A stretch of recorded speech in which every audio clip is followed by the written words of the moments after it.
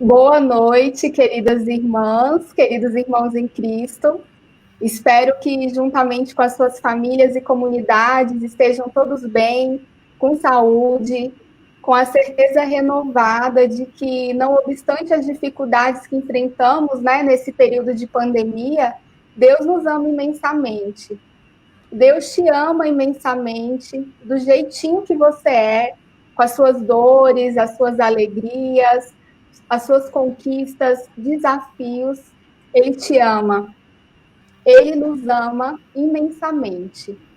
E hoje estamos juntos nessa data tão especial que celebramos 503 anos da Reforma Protestante e também 21 anos do tratado entre católicos e luteranos sobre a teologia da justificação. Então, aqui nos reunimos mais uma vez, com muita alegria, com a rede Amazonizar, que é a rede ecumênica formada por igrejas cristãs que buscam em unidade orar, trabalhar pela salvaguarda da criação, dos povos originários, dos mais pobres. E para você que chegou agora e não conhece ainda a rede Amazonizar, fazem parte dessa rede a Igreja Episcopal Anglicana do Brasil, o Bispado Primaz do Amazonas, Fraternidade Amigos do Evangelho, a Fraternidade Ortodoxa São Nicolau, exarcado da Igreja Ortodoxa de Galha, no Brasil, a Igreja Evangélica de Confissão Luterana no Brasil, a Igreja Católica Apostólica Romana, aqui por meio da Arquidiocese de Manaus e do ITEPS, Instituto de Teologia Pastoral e Ensino Superior da Amazônia, o Movimento dos Focolares e também o SARES, Serviço Amazônico de Ação, Reflexão e Educação Socioambiental. Então, muito bem-vindos a esse momento. Hoje, nós queremos juntos, como irmãos, promover um super diálogo e reflexão sobre os rostos do cristianismo na Amazônia, com seus desafios, esperanças, impulsionados pelo Sínodo da Amazônia que aconteceu em outubro de 2019 e por todas as nossas vivências. O documento final do Sínodo da Amazônia, no número 24, ele afirma que o diálogo ecumênico, interreligioso e intercultural deve ser assumido como um caminho indispensável para a evangelização na Amazônia. Então, a centralidade da palavra de Deus na vida de nossas comunidades é um fator importantíssimo de união e diálogo. Existem muitas ações comuns em torno da palavra. E é por isso, né, que com profunda alegria nós nos reunimos como Rede Ecumênica Amazonizar, promovendo esse diálogo fraterno sobre essa instigante temática. Quais são os rostos do cristianismo na Amazônia, os seus desafios, as suas esperanças? Bom, começo me apresentando. Eu sou a Cris Dileta, sou do Movimento dos Focolares, atuo profissionalmente na área jurídica como advogada, mas também no campo social como educadora e no campo pastoral como formadora e animadora de redes de acompanhadores juvenis. Através da minha doação a Deus por meio do Movimento dos Focolares, né, me transferi a serviço da Amazônia, da Igreja na Amazônia há 5 anos, porque eu sou natural de Brasília. E esses 5 anos, eles estão sendo um período muito fecundo na minha vida. Eu estou descobrindo os desafios, alguns desafios, né? Algumas esperanças, conhecendo um pouco a profunda riqueza, a diversidade, a profundidade da fé do povo amazônico, das comunidades. E esse é realmente assim um grande presente que eu recebi do Senhor na minha vida. E eu sou imensamente grata por participar desse momento e estar aqui. E para a noite de hoje, nós temos 3 convidados especiais que também fazem esse percurso de doação a Deus, à igreja na Amazônia, que vão compartilhar conosco um pouco dessa riqueza, né? E nós vamos poder também interagir, colaborar com eles. Então, a Bispa Marinês Bassotto, da Igreja Episcopal Anglicana do Brasil, o bispo Jones Godinho, da Fraternidade Ortodoxa São Nicolau, exarcado da Igreja Ortodoxa de Galha, no Brasil, e o padre Ricardo Castro, da Igreja Católica Apostólica Romana, e ele é o diretor do ITEPS. E aí agora eu vou apresentar para vocês os nossos convidados e nós vamos passar a palavra a eles para que eles possam contar um pouco mais dessa trajetória para a gente. Vou começar pela Bispa Marinês Bassotto. Olha, ela foi a primeira mulher eleita bispa na Igreja Episcopal Anglicana do Brasil e a primeira bispa eleita na Comunhão Anglicana na América Latina. Também foi a primeira mulher a assumir a reitoria da Catedral Nacional da Santíssima Trindade de Porto Alegre, no Rio Grande do Sul. É casada, tem 2 filhas e 25 anos de ordenação. Então, uma vida, né, de doação a Deus. Ela é formada em teologia pelo Seminário Teológico Nacional da Igreja Episcopal Anglicana do Brasil e pela STEF, que é a Escola Superior de Teologia e Espiritualidade Franciscana, tendo amplos estudos de liturgia cristã anglicana.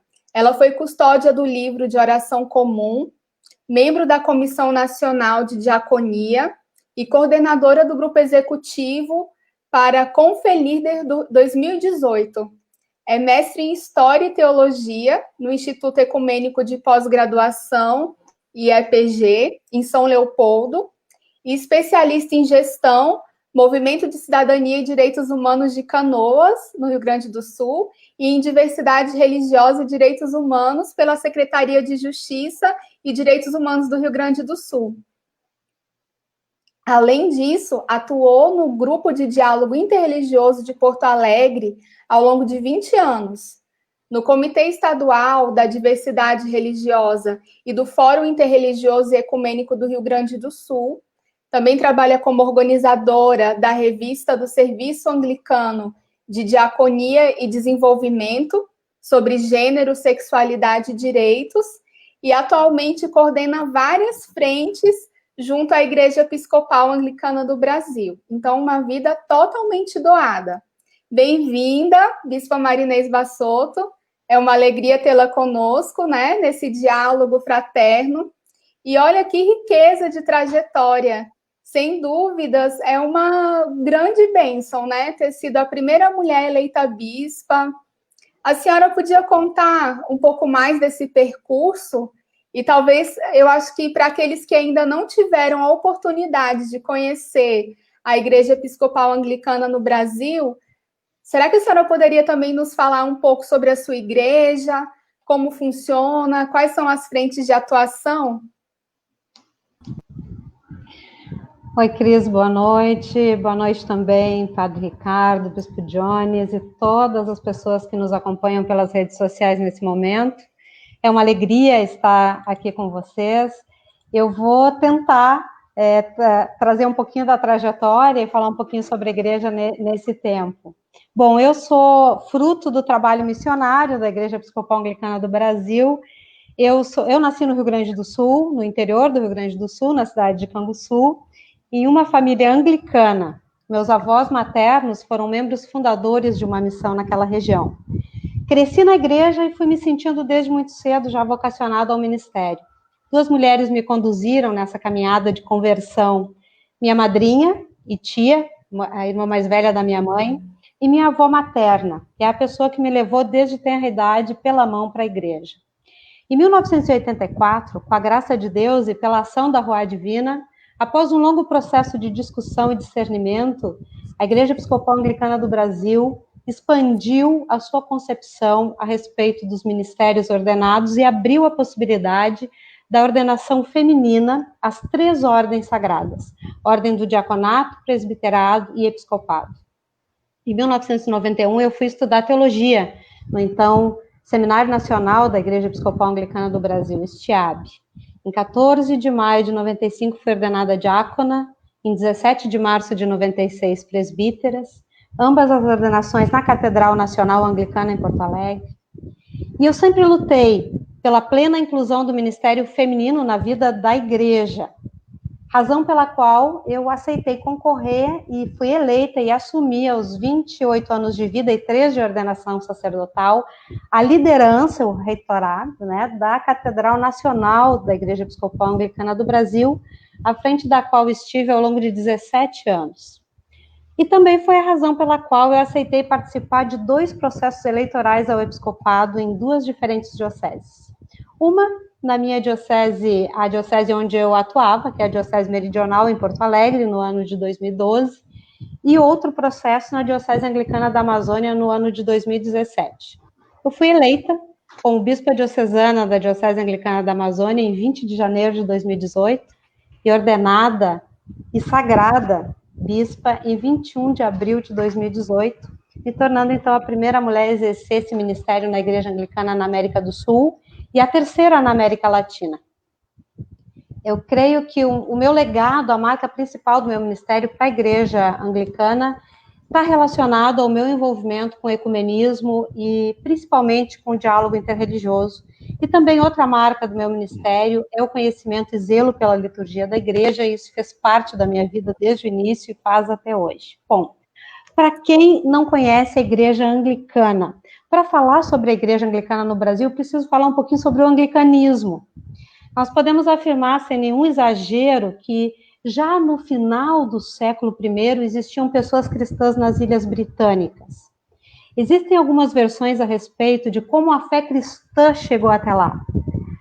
Uma primeira informação historicamente comprovável nos dá conta de que em torno do ano de 77, em meio a uma severa perseguição aos cristãos e cristãs, alguns escravos e escravas que estavam na Gália, região onde hoje é a França, acabaram fugindo em direção às praias britânicas. Uma segunda tese também, com bastante respaldo histórico, nos diz que alguns soldados romanos cristãos, enviados para a Inglaterra com a finalidade de proteger a muralha norte do Império Romano, trouxeram consigo a fé cristã. Uma terceira versão, que não exclui as 2 anteriores, mas pode até somar a elas, diz que a fé cristã chegou às terras britânicas por meio de comerciantes cristãos que aproveitavam a excelente malha viária do Império Romano para vender seus produtos, e com isso teriam também levado a fé cristã a diversos rincões do domínio romano. O fato é que desde os primórdios do cristianismo, ele foi estabelecido na Inglaterra. No Concílio de Arles, no século IV, no sul da França, em 314, havia inclusive a presença de bispos britânicos nesse concílio. É importante destacar que essa é uma das razões pelas quais nós, anglicanos e anglicanas, não aceitamos aquela versão histórica que diz que o anglicanismo é fruto de uma disputa entre o rei Henrique VIII e o Papa Clemente. Nós não aceitamos isso.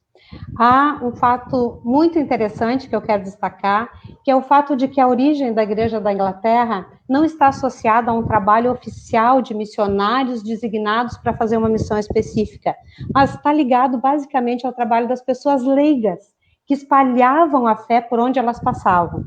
Para nós, anglicanos e anglicanas, na Amazônia, isso é bem importante e é muito reconfortante saber da origem e expansão da Igreja Anglicana nas Ilhas Britânicas e que isso dependeu dos leigos e leigas. O cristianismo inglês se estabeleceu principalmente entre os povos celtas, que se converteram em massa ao cristianismo, fazendo surgir várias comunidades fortes e pungentes.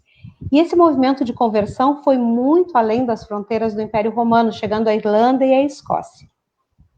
Essa igreja cristã, que se estabeleceu nas Ilhas Britânicas, tinha marcadamente uma característica monástica e também uma forma de celebrar bastante próxima das igrejas ortodoxas, ou seja, uma igreja mais próxima à igreja do Oriente do que a igreja do Ocidente, do que a igreja romana. Quando o controle romano da Bretanha entrou em colapso no início do V século, as cidades onde viviam a maioria dos cristãos também caíram com as invasões anglo-saxãs e acreditou-se que o cristianismo tivesse sido extinto na Inglaterra.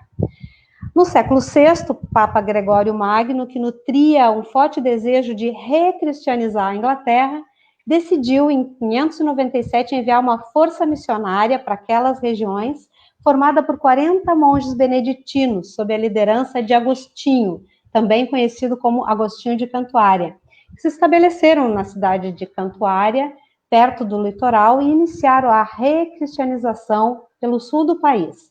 Mas ao chegarem no norte, no país de Gales, encontraram a igreja celta remanescente e receberam do Papa a tarefa de levar essa igreja a se vincular a Roma, respeitando tanto quanto possível os seus costumes.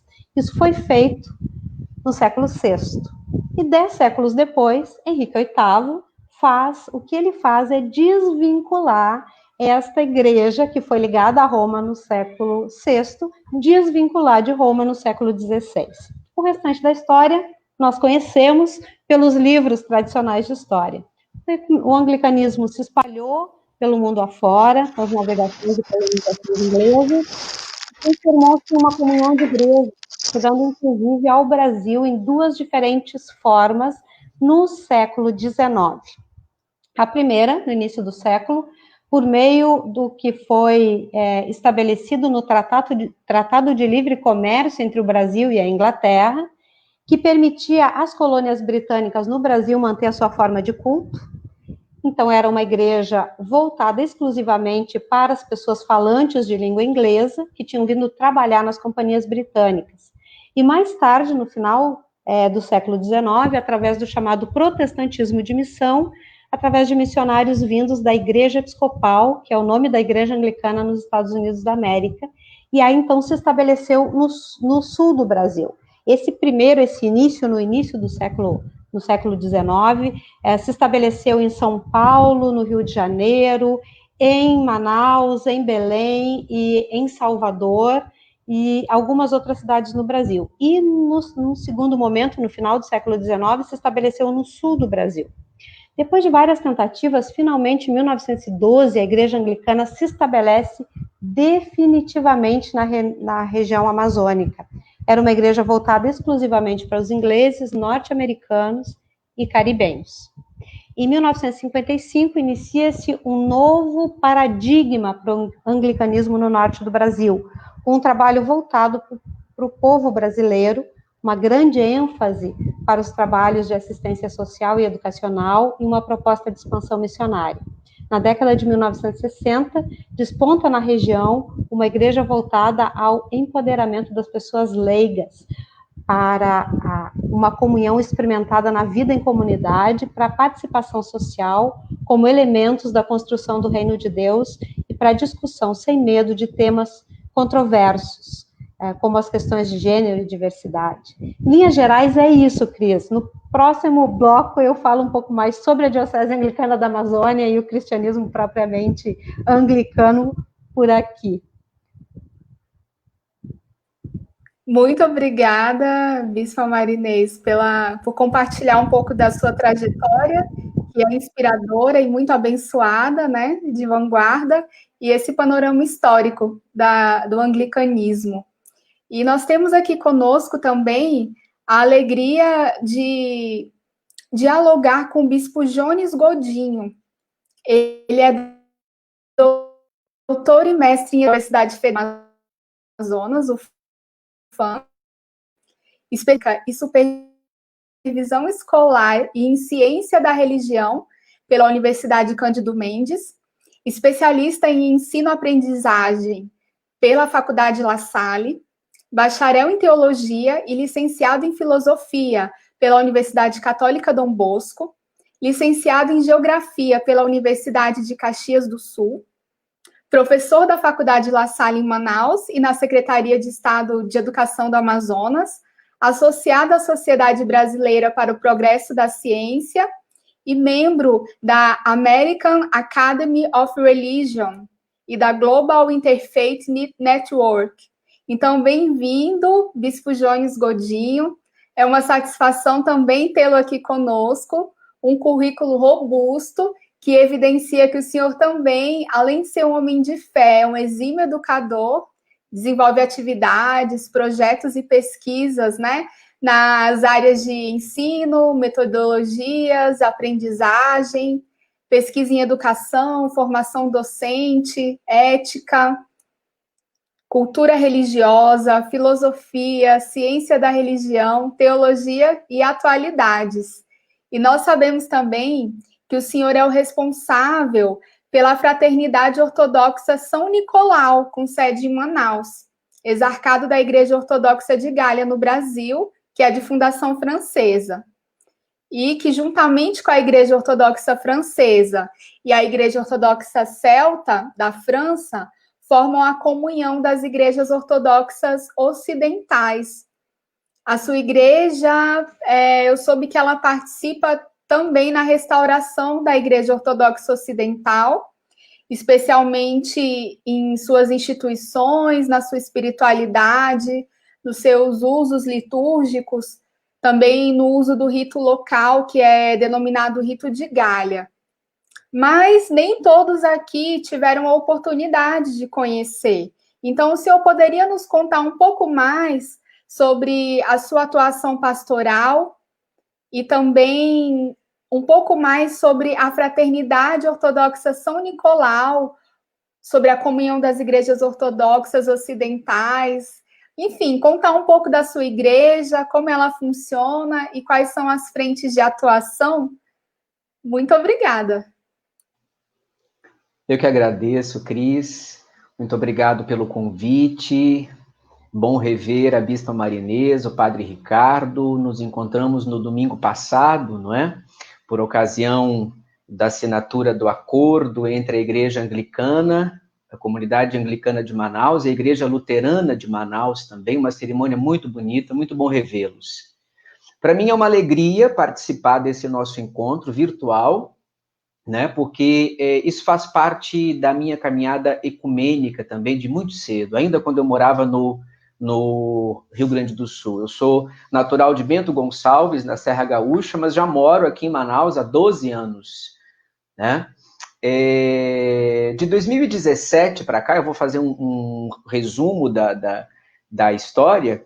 Em 2017, nós iniciamos aqui em Manaus como um exicasmo, né, ou um exicastério, que é uma prática, um sistema espiritual contemplativo muito comum na Igreja do Oriente, no Monte Athos, e que vem se espalhando também pelo mundo, principalmente no Ocidente, com práticas meditativas, associando o cordão da oração, a oração do nome de Jesus, ou a oração do coração, né, e a vida cristã, contemplativa, monástica.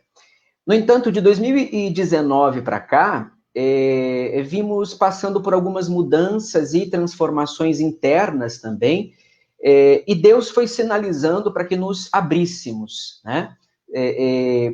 Deixássemos um pouco a vida contemplativa, monástica, mas partíssemos para uma vida em comunidade. E foi aí que nós formamos, então, a Fraternidade Ortodoxa São Nicolau.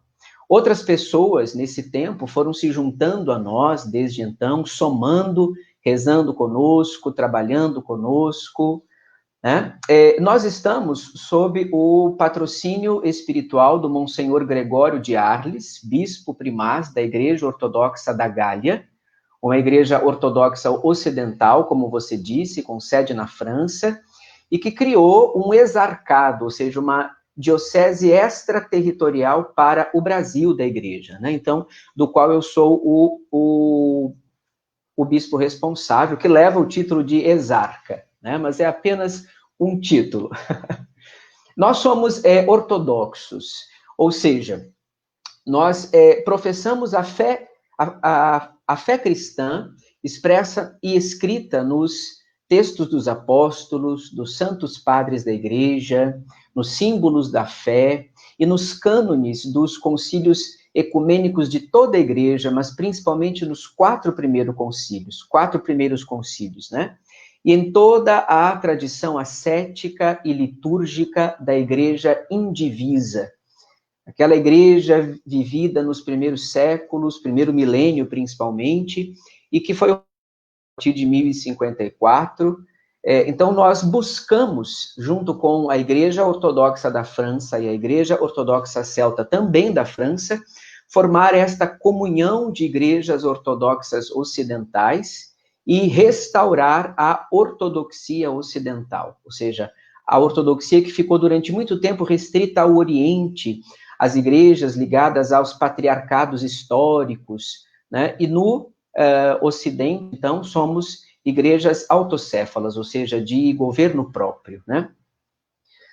Aqui em Manaus, somos uma pequena comunidade, mas uma comunidade crescente, acolhedora, aberta a todas as pessoas de boa vontade que buscam viver em Cristo.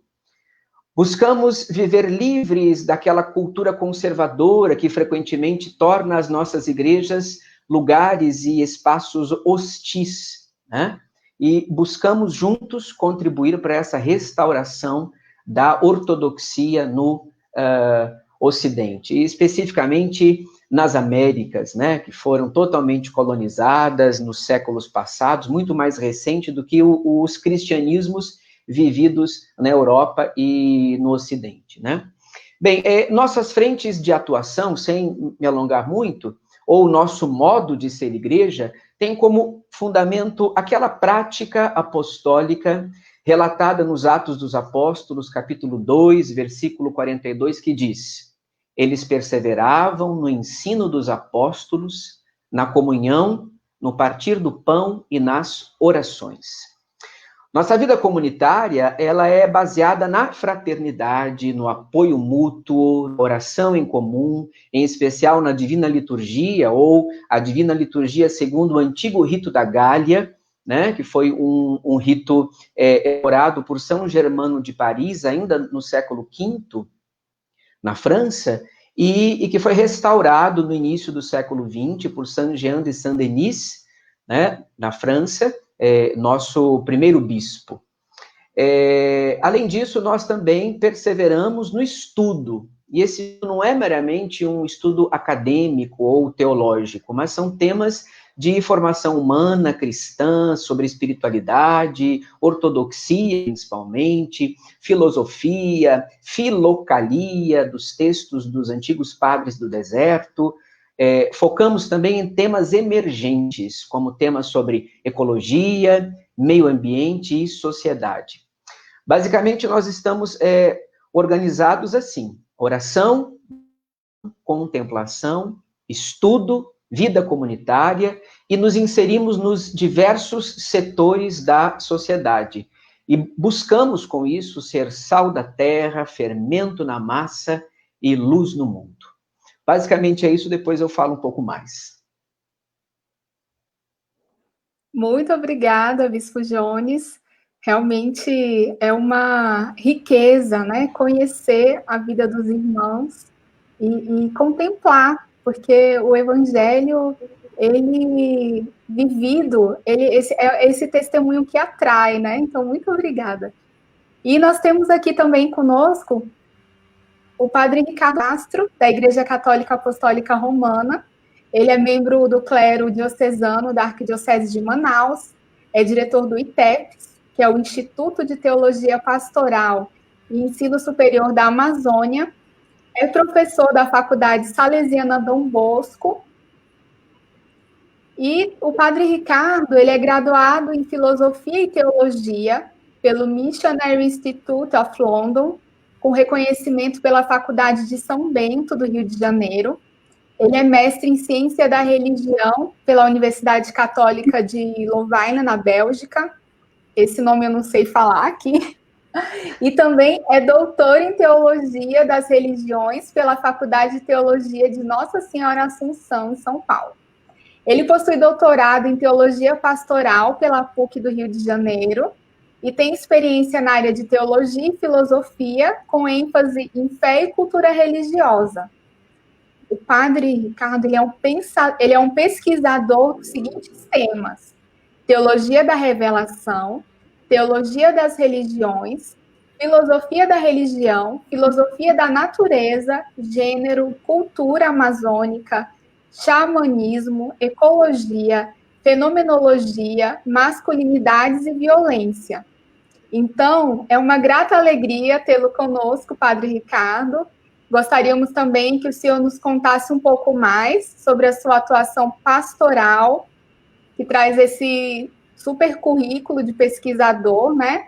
E que também nos falasse um pouco sobre a sua igreja, para quem porventura não teve a oportunidade de conhecer, como funciona, quais são as frentes de atuação.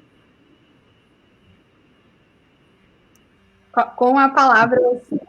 Ok. Boa noite para todos e para todas. Eu sou o Padre Ricardo, eu sou de Parintins. Eu nasci numa comunidade rural lá, próximo de Parintins, não é? Mas vivi parte da minha vida em Parintins, Santarém, por causa dos meus parentescos com essa região também, né?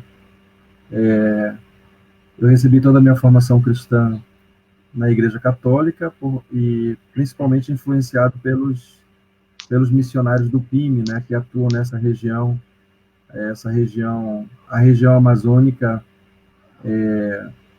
ela é prevalentemente evangelizada pelos missionários que vieram de fora da Amazônia, né, com um trabalho bastante importante de fundação de comunidades, de paróquias, né? Então, um pouco eu também faço parte dessa vivência, né? Meus pais também, e minha família é um todo de tradição católica, não é? De uma religiosidade muito profunda que integra tanto a devoção aos santos, que é um pouco faz parte um pouco da minha pesquisa, né? Essa compreensão por causa de que em muitas comunidades existe uma forte relação com a experiência de devoção aos santos e santas, não é? Mas também a minha família ela tem muitas heranças indígenas e também de uma mística indígena, não é? Então eu também herdei essa compreensão, essa fusão, essa inter-relação, interculturalidade da experiência cristã, não é? Da experiência de devoção aos santos, com as mitologias, não é?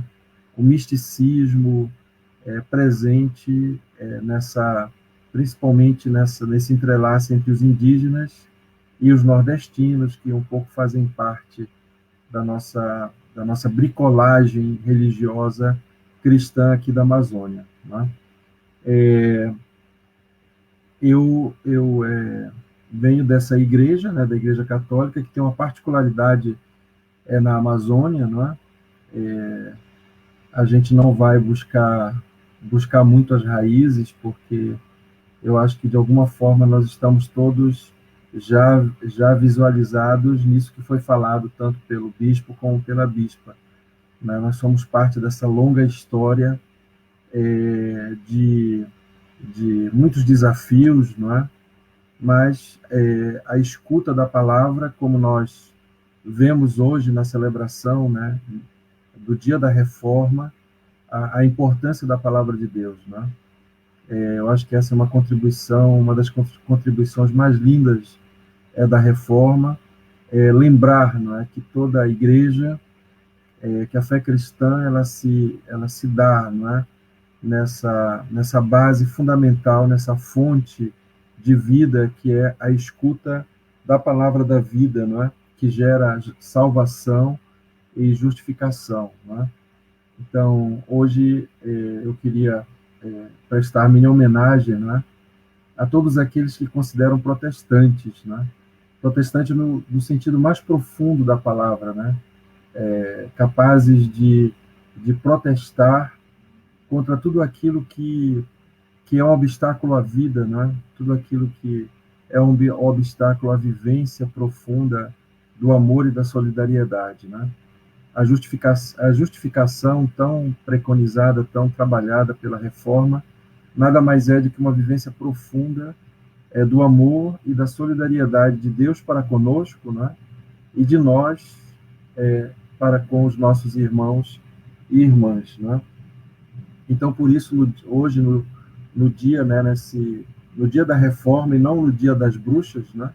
Porque para nós cristãos, eu acho que é bem melhor a gente celebrar o dia da Reforma e toda a contribuição que foi dada e que foi enriquecida, né, pelas grandes tradições da Reforma, né, da Igreja Luterana, dos Menonitas, né, dos Anglicanos, dos Metodistas, né, que foram as as várias expressões que a reforma deu, né? Então, em homenagem a todos esses, né, que, como Lutero, ainda hoje, né, buscam uma vivência autêntica da fé, em oposição não mais à Igreja Católica, né, porque o nosso espírito, né, o espírito do Vaticano II, o espírito que animou essa grande assembleia também da transformação da Igreja, né, ela nos diz que a nossa atitude é mesmo essa de diálogo, né? Então, acho que há uma refundação a partir do Concílio Vaticano II, que depois vai desaguar, não é? Vai desaguar na América Latina com as grandes conferências, não é, de Medellín e Puebla, que de fato fundam de uma forma bastante original a Igreja Católica na América Latina, não é, na opção pelos pobres, na leitura em comunidade da Palavra de Deus, na busca de uma pastoral de conjunto, nas reivindicações pelos direitos humanos, né, pela pastoral social, a pastoral indígena, né, a busca de uma igreja ministerial e de comunhão, né, que é bastante própria da nossa autocompreensão, né, e que vai estar presente depois em todas as grandes conferências dos bispos e do povo de Deus, não é, na Igreja Católica e nesse diálogo com todas as outras igrejas, né? Então aí hoje em dia nós falamos que a igreja na Amazônia ela deve ser uma igreja ministerial, né? Uma igreja ministerial que principalmente nesse grande desafio de uma falta de clero, né?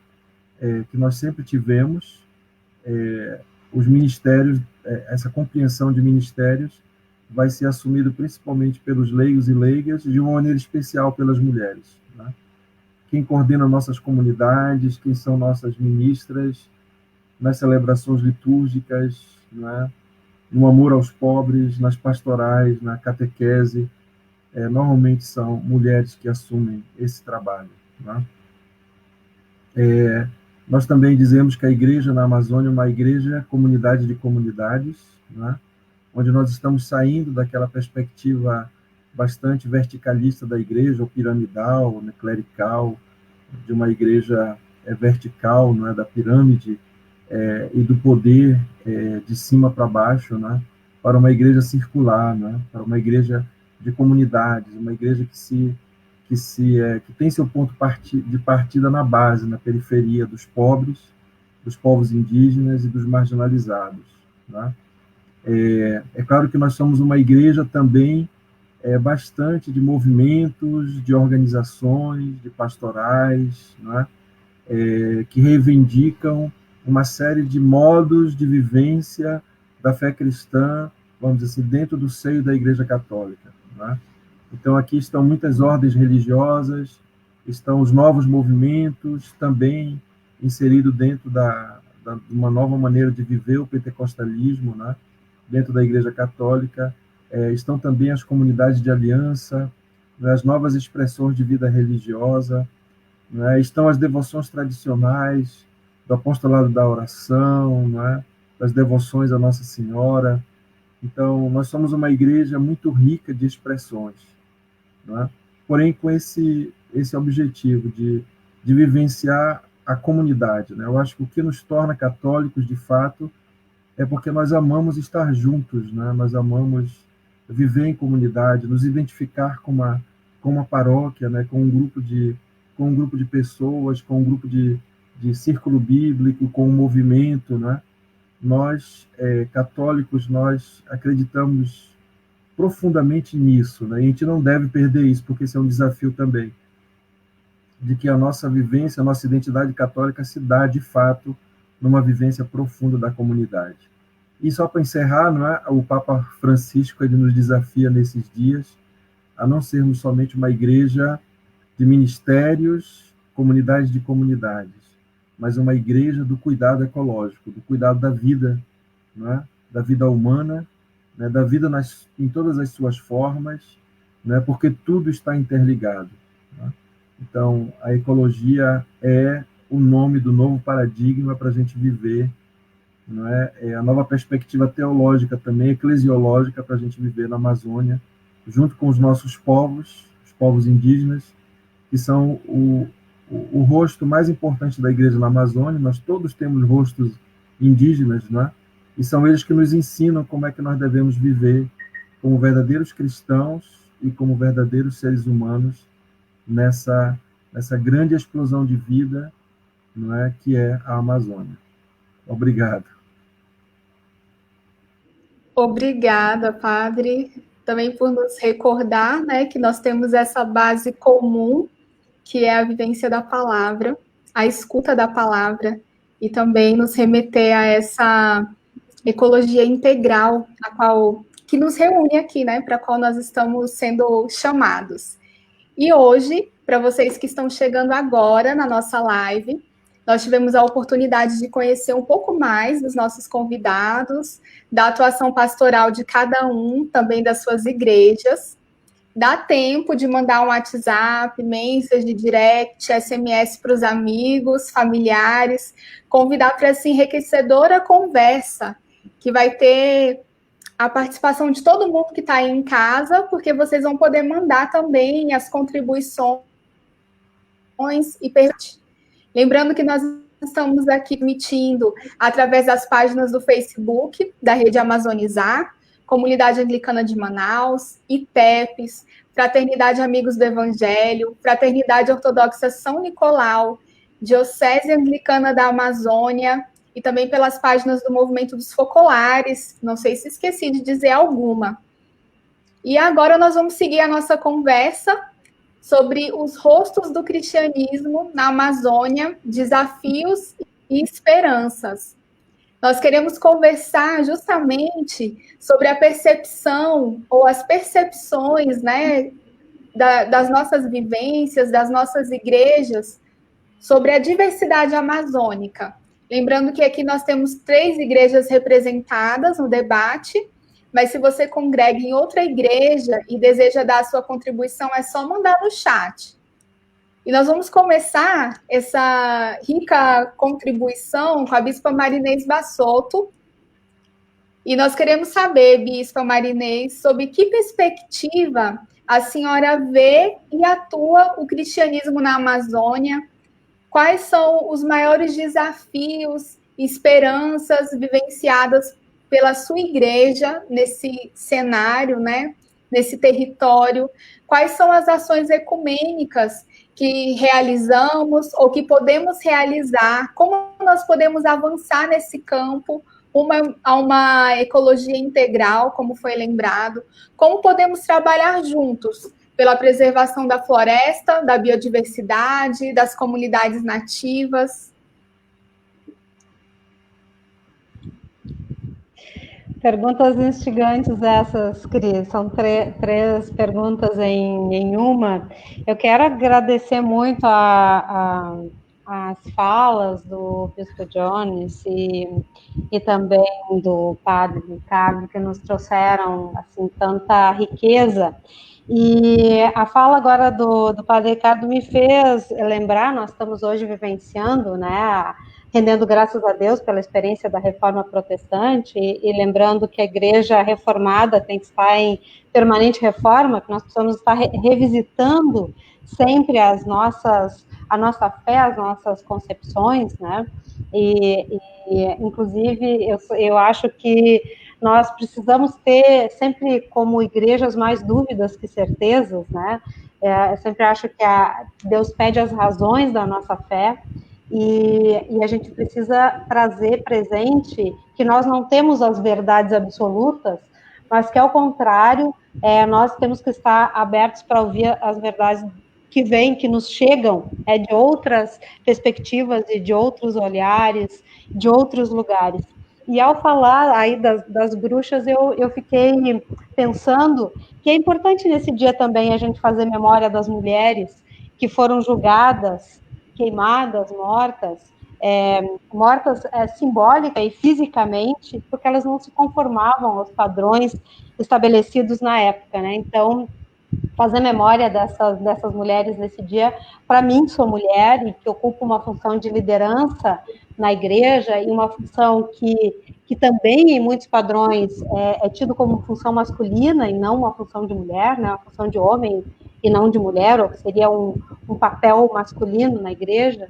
É importante fazer memória dessas mulheres que foram, muitas delas, injustamente acusadas e queimadas pelo próprio cristianismo, né, ao longo do tempo. Bom, eu tenho 10 minutos para falar, eu vou tentar o máximo possível ficar dentro do tempo estipulado, mas é importante, para falar da atuação do cristianismo na Amazônia, dos desafios e esperanças como igreja anglicana, contar um pouco do que é a igreja anglicana na Amazônia, porque as pessoas desconhecem, né? Para responder esse questionamento tão amplo e também tão instigante, eu preciso dizer, então, que o anglicanismo tem 108 anos de presença na Amazônia, mas a Diocese Anglicana da Amazônia ela tem apenas 14 anos de existência. É uma diocese jovem, a mais jovem diocese da Igreja Anglicana no Brasil, tem uma área territorial extensa, é a maior extensão territorial das dioceses brasileiras, da Igreja Episcopal Anglicana do Brasil, e também a segunda maior diocese da comunhão anglicana como um todo. Essa área, ela equivale a 42,27% do território nacional brasileiro. A igreja é jovem e a igreja anglicana é pequena nessa região, os desafios são gigantescos.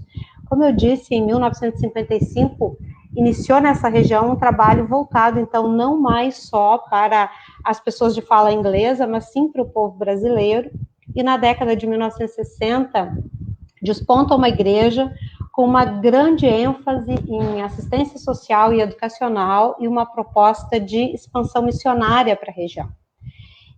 A área geográfica da Diocese Anglicana da Amazônia esteve inicialmente ligada à Igreja Anglicana do Rio de Janeiro, depois à Igreja Anglicana do Recife, tornando-se Distrito Missionário da Amazônia em 2000, e em 2006, com o propósito de atender de forma mais adequada as comunidades anglicanas e permitir uma atuação sociopolítica mais concreta, foi criada a Diocese Anglicana da Amazônia, tendo como sede a cidade de Belém, do Pará, e abrangendo os estados do Acre, Amapá, Amazonas, Pará e Roraima. Desde os primórdios do anglicanismo, ele, aqui na Amazônia, ele está voltado para o povo amazônida. A Igreja Anglicana se mostrou marcada pelo empoderamento, desde o início, das pessoas leigas. Então, isso remonta também aos primórdios do anglicanismo na Inglaterra. Eu acho que é tão importante se lembrar isso, né? Que não foi uma igreja estabelecida por uma atuação missionária das lideranças da igreja, mas sim pela atuação e trabalho das pessoas leigas. É assim também aqui na Amazônia. O nosso clero é pequeno e nós contamos, desde os primórdios do anglicanismo na Amazônia, com a presença forte, o empoderamento do laicato na igreja. Isso se dá, em parte, pela distância entre as comunidades da Amazônia, na região norte, com as sedes das dioceses, que eram inicialmente no sul e sudeste, mas também pela presença de lideranças leigas bastante proativas. E é importante destacar a presença, marcadamente, de mulheres muito fortes nessa região. Uma das marcas do anglicanismo na Amazônia sempre foi a comunhão experimentada na vida em comunidade, a participação social como elemento de construção do reino de Deus, a discussão sem medo de temas controversos. A Igreja Anglicana não tem receio de discutir temas que são, às vezes, difíceis, tais como gênero, como diversidade. A Igreja Anglicana discute e assume seu papel e a sua posição. Ela não é uma igreja que se coloca em cima do muro. A Igreja Anglicana, ela tem posição e se posiciona, e a coragem de ser uma igreja que se coloca contrária a um projeto clássico de cristandade que pretende pôr a ordem sócio-histórica sob o controle da autoridade e de princípios religiosos. Desde o início da missão entre o povo brasileiro até o presente momento, a Igreja Anglicana teve a sua vida marcada pelo engajamento em questões sociais, como a participação no movimento pela libertação dos presos do Araguaia, a criação da Universidade Popular, a Unipop, o combate à ditadura militar, o engajamento na construção da democracia, a atuação em diversas frentes de defesa da vida e da dignidade humana e da preservação da natureza.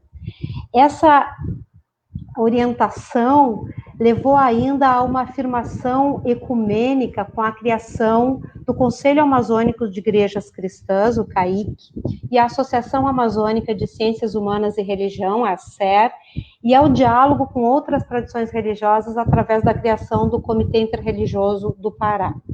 Importante afirmar aqui que o ecumenismo é parte do ethos anglicano e que a Igreja Anglicana sempre esteve no Brasil e em qualquer parte do mundo na origem e criação dos movimentos ecumênicos em todos os níveis. Na minha perspectiva, uma das características mais marcantes do ecumenismo na Amazônia diz respeito ao profetismo. As vozes ecumênicas são vozes proféticas fortes, que se unem em favor da luta por direitos e por igual dignidade para todas as pessoas.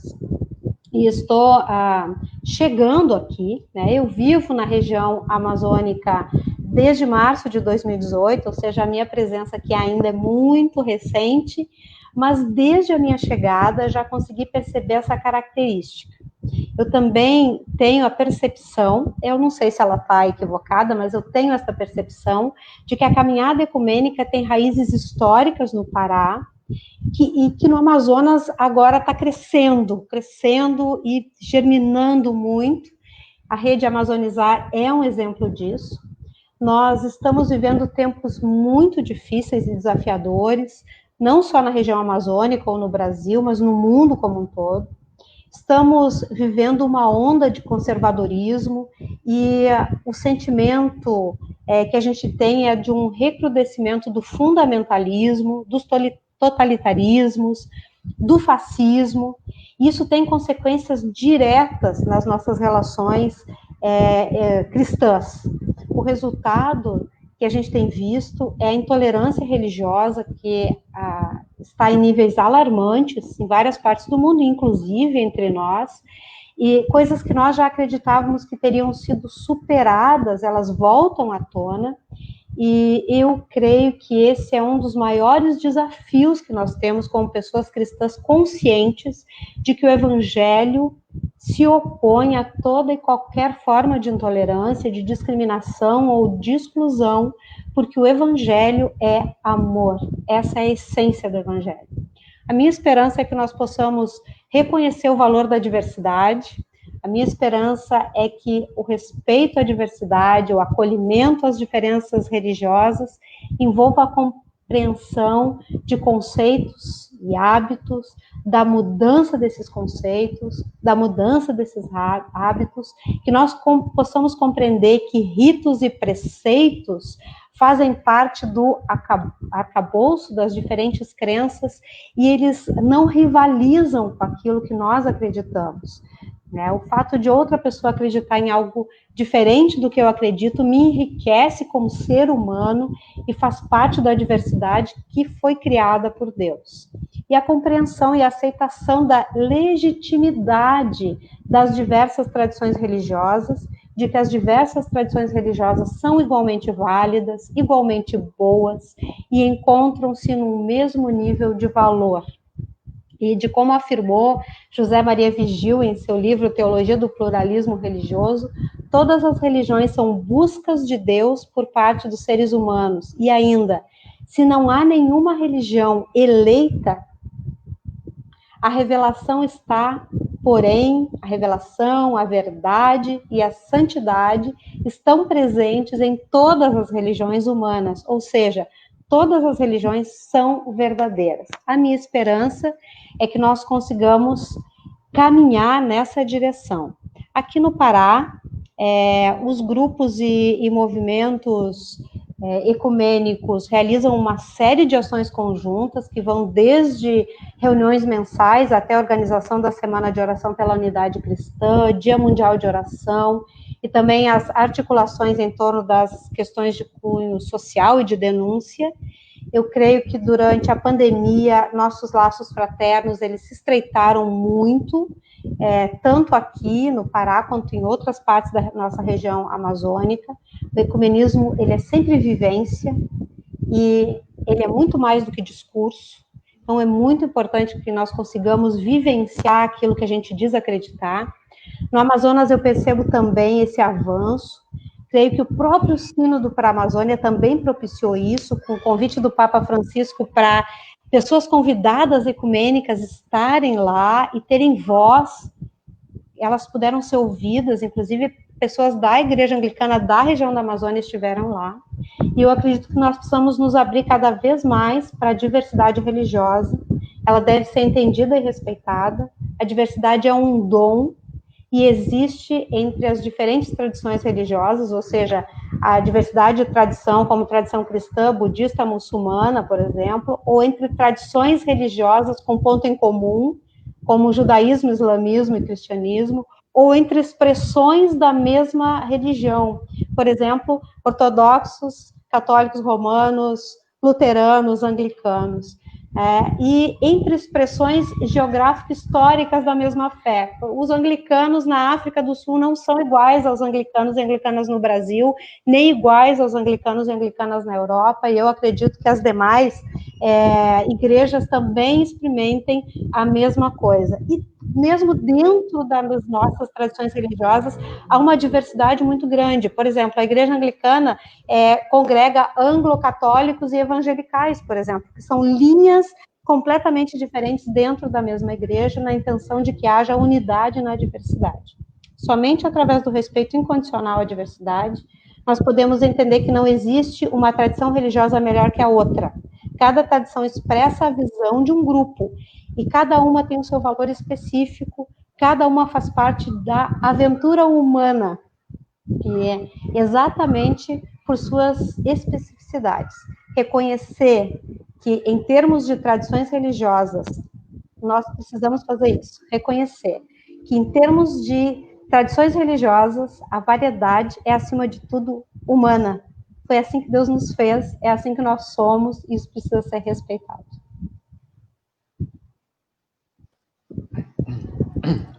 Muito obrigada. Nossa, muito bacana essa reflexão, Bispa Marinês, e também a nossa gratidão a todos os irmãos e irmãs da Igreja Episcopal Anglicana do Brasil por esse testemunho cristão tão vivo, tão inspirador, né? E para quem chegou agora na nossa live, nós estamos tendo um diálogo muito rico sobre os rostos do cristianismo na Amazônia, desafios e esperanças.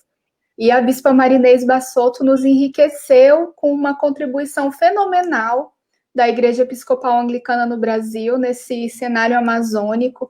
Ela destacou o profetismo dessa caminhada cristã na Amazônia, mas também apontou os desafios, né, como a intolerância, a discriminação, a exclusão, e nos fez um convite muito importante, um convite à abertura entre as tradições religiosas, né, a abertura para que possamos viver juntos esse cristianismo.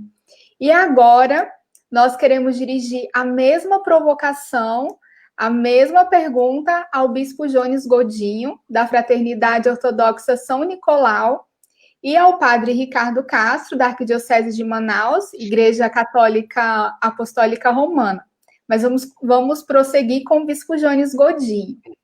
Então, nós queremos saber do senhor sobre qual perspectiva o senhor vê e atua o cristianismo na Amazônia, quais são os maiores desafios, esperanças vivenciadas pela sua igreja, quais são as ações ecumênicas que realizamos, que podemos realizar, como podemos avançar nesse campo, como podemos, Bispo Jones Godinho, trabalhar juntos pela preservação da floresta, da biodiversidade, das comunidades nativas.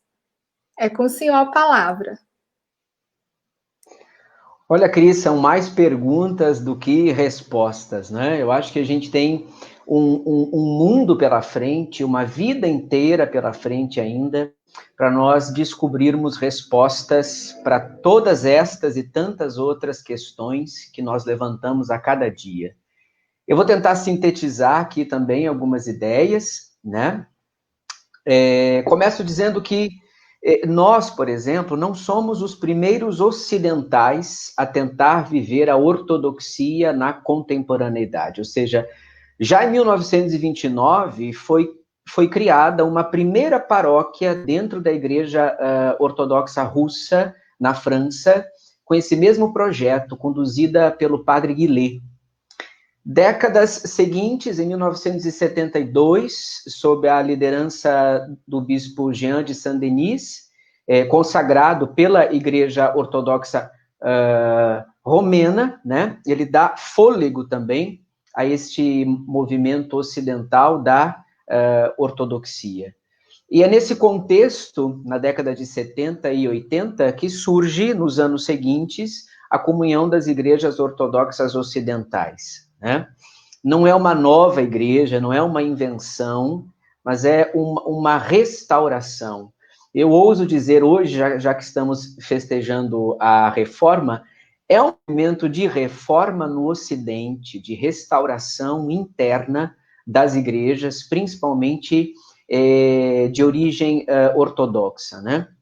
Porque, historicamente, estas igrejas, elas ficaram muito atreladas aos grupos de colonização polonesa, colonização russa, colonização austríaca, né?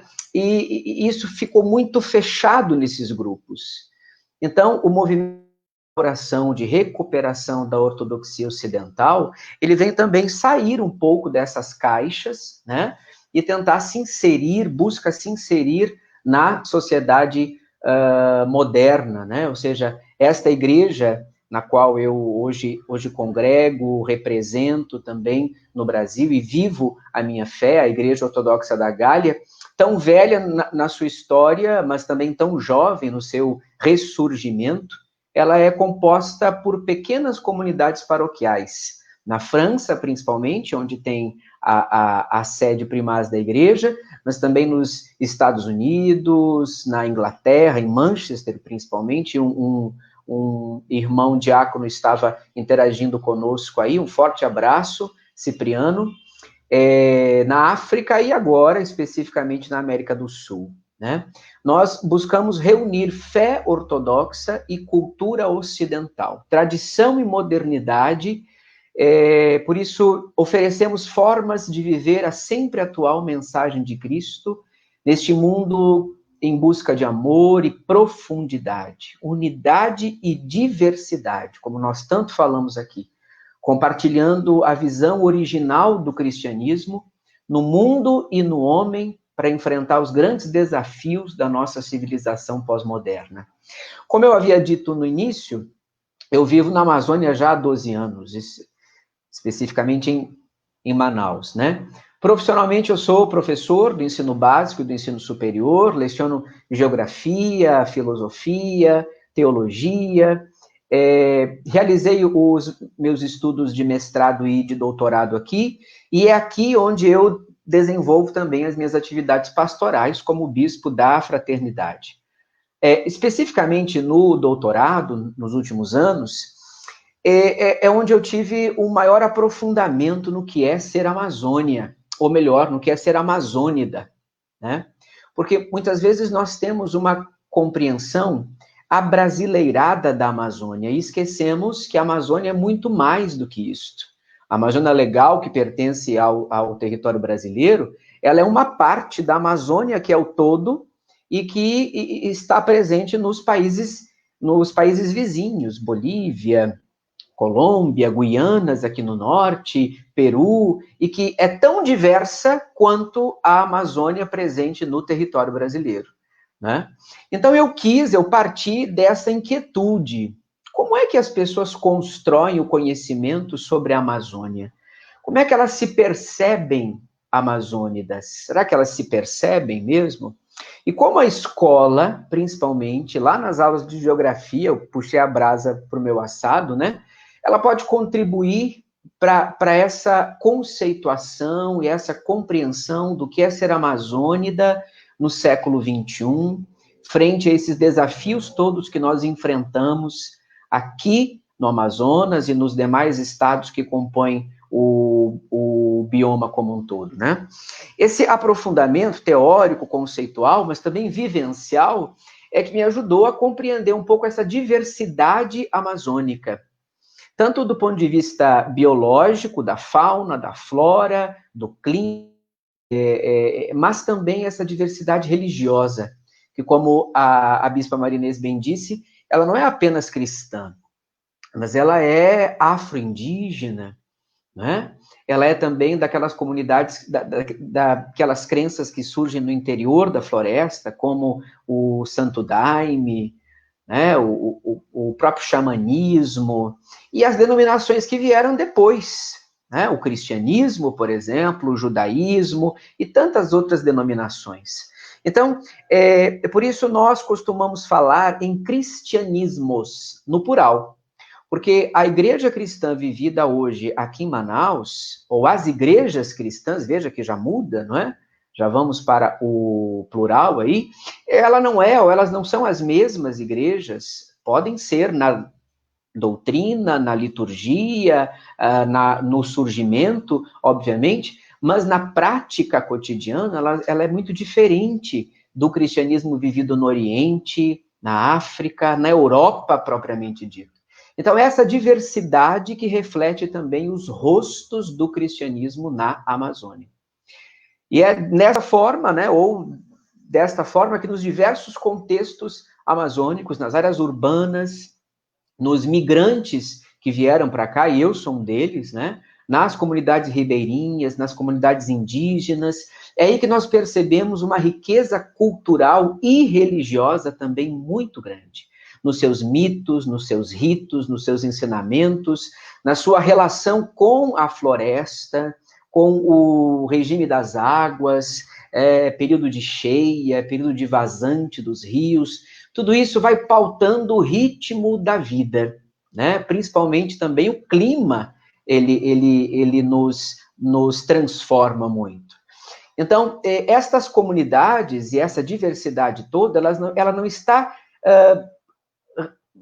podemos assim dizer, ela não está restrita às heranças cristãs, mas elas são anteriores a esta, e que foi se perdendo ao longo do tempo, né? E é nesse contexto que encontramos um dos maiores desafios. Você me perguntou sobre os desafios, né? Eu pontuo um aqui para começar. Eu creio que um dos principais desafios que nós encontramos aqui é o preconceito. E esse preconceito com pessoas que vivem nos diversos contextos amazônicos, o preconceito com a própria Amazônia, que são frutos, sem sombra de dúvida, do desconhecimento e da ignorância, né? Daí o descaso com as queimadas que nós estamos vivenciando, não é de hoje, obviamente, mas que tem se agravado nos últimos tempos, com a invasão de terras indígenas, por poceiros, grileiros, enfim, e também com esse descaso com as comunidades tradicionais que nós estamos vivenciando nas últimas semanas. É nesse contexto que nós, enquanto comunidade, nós, enquanto fraternidade, incentivamos o estudo. Não o estudo acadêmico propriamente dito, mas um estudo que nos leve a compreender a vida cristã inserida na realidade. Nem tanto aquele cristianismo utópico ou meio aleluiado, mas um cristianismo com o pé no chão, né? Por isso também é fundamental a imersão nas culturas amazônicas, porque só assim nós somos capazes de aprender delas a sermos mais humanos, mais naturais, menos artificiais, como nós costumamos viver aqui na cidade, né? Partimos também para um autoconhecimento. Só assim nós passamos a conhecer, a vivenciar e a proteger a Amazônia, sua biodiversidade e os moradores históricos que aqui vivem, né? Um outro elemento importante, e que eu também trago aqui como um desafio, é lidar com o proselitismo. Algumas denominações religiosas, elas se consideram salvadoras, redentoras, emissárias diretas dos céus, para salvar a humanidade e para salvar especificamente as comunidades tradicionais. É em nome dessa ilusão que acabam desrespeitando a cultura local, invadindo comunidades tradicionais, milenares, impondo suas crenças. Isso é muito perigoso para a manutenção dessas culturas, né? Nós somos completamente e devemos ser contra o proselitismo e primarmos pela liberdade, como a bispa bem disse, principalmente pela liberdade religiosa. Respeitamos e amamos todas as pessoas e, longe de pensar em luta ou em competição, apelamos para a colaboração, sempre que possível, para levarmos a boa nova de Cristo ao nosso mundo sedento e desamparado. Esta é a nossa esperança, né? E nós esperamos que ações como esta, que vimos trilhando conjuntamente desde 2018, como Rede Ecumênica Amazonizar, aqui em Manaus, nós da Fraternidade Ortodoxa São Nicolau, os irmãos da comunidade anglicana de Manaus, os irmãos católicos romanos, os irmãos luteranos, né, que já fizemos tantas coisas juntos, tantos trabalhos juntos, e outros tantos que ainda virão e que se chegarão a nós, né, somarmos forças e contribuirmos para derrubar os muros que historicamente levantamos entre nossas igrejas, entre nossas comunidades, na própria sociedade e entre nós, seres humanos. Nossa força é a conscientização, o trabalho coletivo, o respeito, o diálogo, a partilha.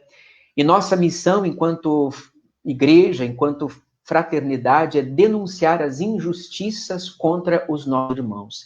Ser essa voz a favor dos direitos humanos, a favor da liberdade religiosa, das liberdades como um todo, né? Independente da religião que as pessoas professam, denunciar os crimes contra a natureza e, em especial, contra o bioma Amazônia e as comunidades tradicionais. Denunciar também toda espécie de exclusão e preconceito, seja por sexo, por classe social, cor da pele, crença, orientação religiosa, orientação sexual, e pregar esse Deus que não faz distinção de pessoas. Eu creio que, para finalizar, falta um pouco da nossa parte, enquanto cristãos e igrejas aqui, é preciso fazer o meia-culpa, né? Sermos mais acolhedores, pois muitas vezes nós nos apegamos muito mais aos dogmas, às diretrizes e às burocracias e esquecemos do ser humano, da pessoa humana. Nós gostamos de caminhar juntos, de somar forças. Por isso, apoiamos todas as iniciativas sociais que ocorrem aqui em Manaus, que é onde nós estamos inseridos principalmente, mas todas aquelas ações sociais que visam o bem comum, o bem da coletividade, né? E buscamos por promover a paz e a concórdia. Esse é o nosso desejo enquanto igreja, esse é o nosso desejo enquanto Fraternidade Ortodoxa São Nicolau, pedindo as bênçãos de Deus também pela nossa Amazônia. É isto. Muito obrigada, essa importantíssima contribuição. Nossa gratidão, Bispo Jones Godinho e todos os irmãos e irmãs da Fraternidade Ortodoxa São Nicolau, por tudo que vivem, testemunham, né, nessas terras amazônicas. E para você que chegou agora, nós estamos dando prosseguimento a esse diálogo muito rico, muito profundo, né, e que nos convida também aí ao encontro das nossas raízes. Então, o Bispo Jones Godinho, ele nos contou um pouco do seu aprofundamento sobre o que é ser amazônida, né? Esse visitar a diversidade amazônica, onde nós encontramos esses cristianismos com as suas particularidades e que vão compondo esse cenário, essa riqueza profunda, religiosa, cultural, antropológica da Amazônia e que nos remete também a muitos desafios, né? Então, ele nos trouxe como um deles o preconceito, que é fruto do desconhecimento, da ignorância, desse descaso que nós vemos com as comunidades tradicionais, mas também falou da importância do estudo, dessa imersão nas culturas amazônicas, do autoconhecimento, visitar as próprias raízes, né? E concluiu com esse convite à colaboração entre os irmãos, para derrubar muros, para nos conscientizarmos, para sermos mais acolhedores, para focarmos na centralidade da pessoa, porque é isso, né, que o Evangelho traz. Então, muito, muito obrigada, porque foi um momento de grande riqueza para nós. E nós queremos prosseguir essa super live sobre os rostos do cristianismo na Amazônia, desafios e esperanças, agora convidando a responder o nosso questionamento o padre Ricardo Castro, da Arquidiocese de Manaus, Igreja Católica Apostólica Romana. Então, padre, queremos também saber um pouco da sua perspectiva, como o senhor vê e atua o cristianismo na Amazônia, quais são os maiores desafios, esperanças vivenciadas pela sua igreja, quais são as ações ecumênicas que realizamos, que podemos realizar, como podemos avançar nesse campo, como podemos trabalhar juntos, né, na preservação da floresta, da biodiversidade, das comunidades nativas. Então, contamos agora com a sua colaboração, Padre Ricardo, para esse debate.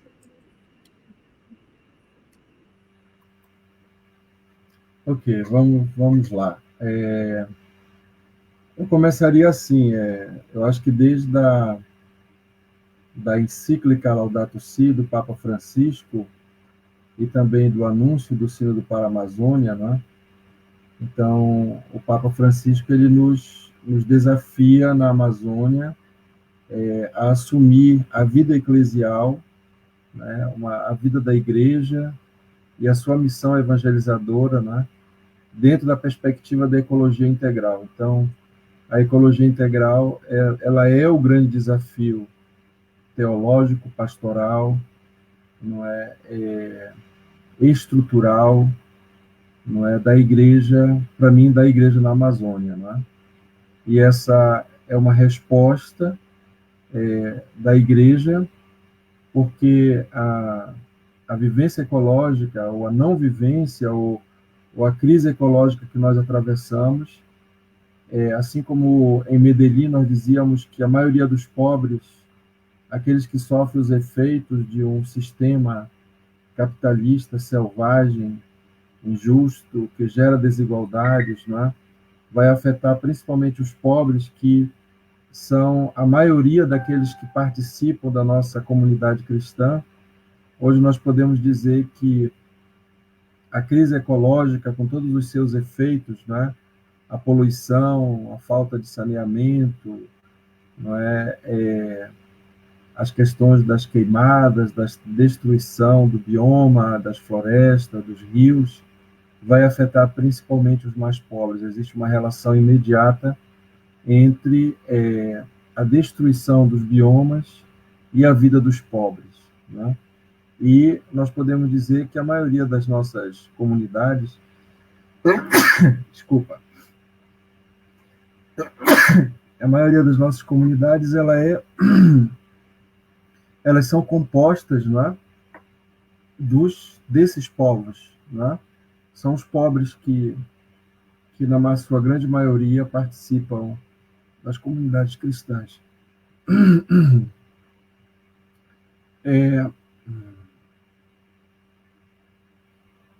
Eu passei o dia falando hoje.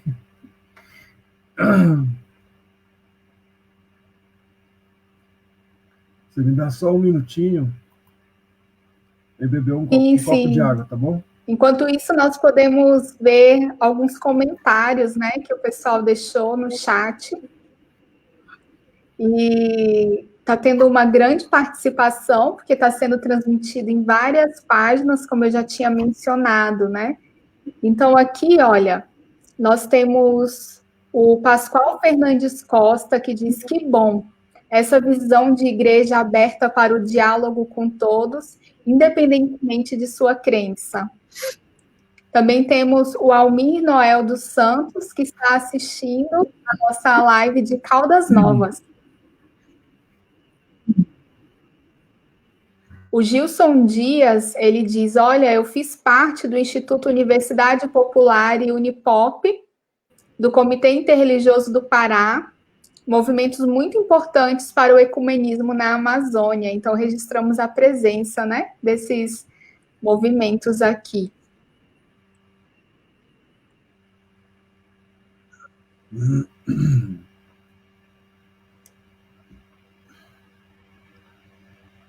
Temos também o Luiz Carlos Martins, que ele nos diz que é muito... Luiz Carlos Martins, ele não disse de onde é, mas ele diz que é muito bom conhecer outra interpretação sobre a história da Igreja Britânica. Então, foi enriquecido também com essa contribuição.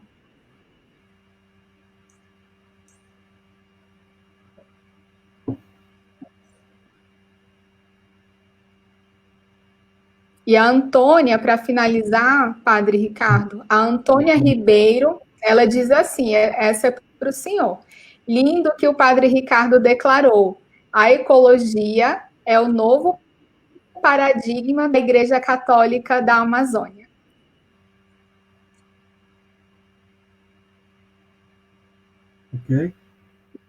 Ok, vamos lá. Deixa eu continuar mais um pouquinho nesses desafios, não é, da igreja. Uma outra questão que foi também bastante debatida no sínodo, né, é a questão da igreja dentro do contexto da Amazônia, né?